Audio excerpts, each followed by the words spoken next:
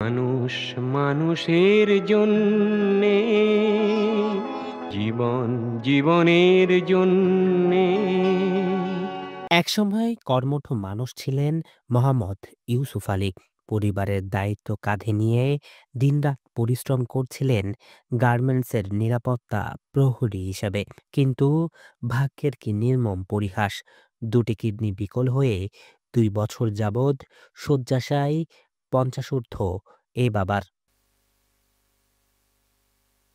চট্টগ্রামের দক্ষিণ মধ্যম হালিশহরে মহেশ কলোনির ছোট্ট একটি ঘরে কাটছে ইউসুফ আলীর জীবন।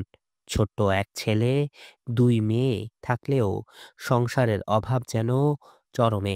অন্যদিকে চিকিৎসার এত বড় ব্যয় মেটানো দূরবোধ্য এই পরিবারের কাছে। বছর ধরে আমার আব্বু অসুস্থ। এর আগে আমার আব্বু অনেক সুস্থ ছিল। আমার ফ্যামিলি অনেক ভালোর পথে ছিল, কিন্তু উনি অসুস্থ হওয়ার পর থেকে পরিবার ভেঙে পড়ছে, কিছু হইতেছে না। এখন ওনার চিকিৎসার জন্য অনেক টাকা দরকার, আমরা পারতেছি না কিছু করতে। আপনারা যদি কিছু সাহায্য করেন তাহলে চিরকৃতজ্ঞ থাকবো আপনাদের কাছে। আমার আব্বু অসুস্থ প্রায় অনেক দিন ধরে। ওনার স্ট্রোক করার পর থেকে আমরা চাকরি বাদা কিছু করতে পারি না। আমি, আমার ছোট বোন, শুধু আমার আম্মু চাকরি করে একলা গার্মেন্টসে। উনি মাস শেষে প্রায় ১৫ থেকে ২০ হাজার টাকা ইনকাম করে। তা দিয়ে আমাদের আব্বুর চিকিৎসা করা সম্ভব না, অনেক টাকা পড়ে যায়। তো ওনার চিকিৎসার জন্য প্রায় এখন ৫ থেকে ৬ লক্ষ টাকার দরকার। আমরা গরিব মানুষ, আমাদের জমি জমা যা ছিল সব বিক্রি করে দিয়েছি ওনার চিকিৎসার জন্য। এখন আমাদের হাতে আর কিচ্ছু নাই, শুধু আছে আমাদের ঘরের বিটাডু। আপনাদের কাছে অনুরোধ করা হইলো যে আপনারা আমার আব্বুর পাশে একটু দাঁড়ান, আমাদের পাশে একটু দাঁড়ান। অসহায় ইউসুফ আলী ধীরে ধীরে যেন মৃত্যুর দিকে এগিয়ে যাচ্ছে। স্থানীয়দের সহায়তায় কোনো রকমে দিন পার করলেও প্রয়োজনীয় চিকিৎসা পাচ্ছেন না তিনি।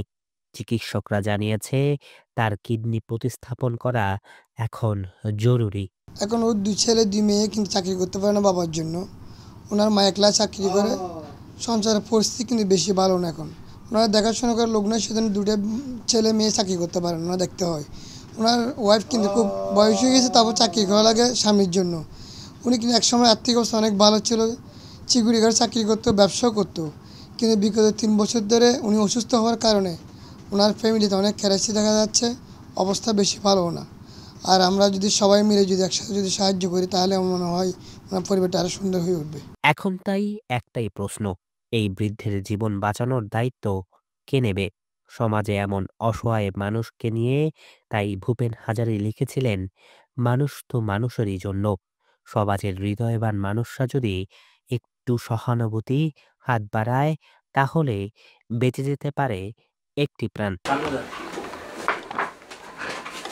জুলকার নাইন, দৈনিক আজাদী।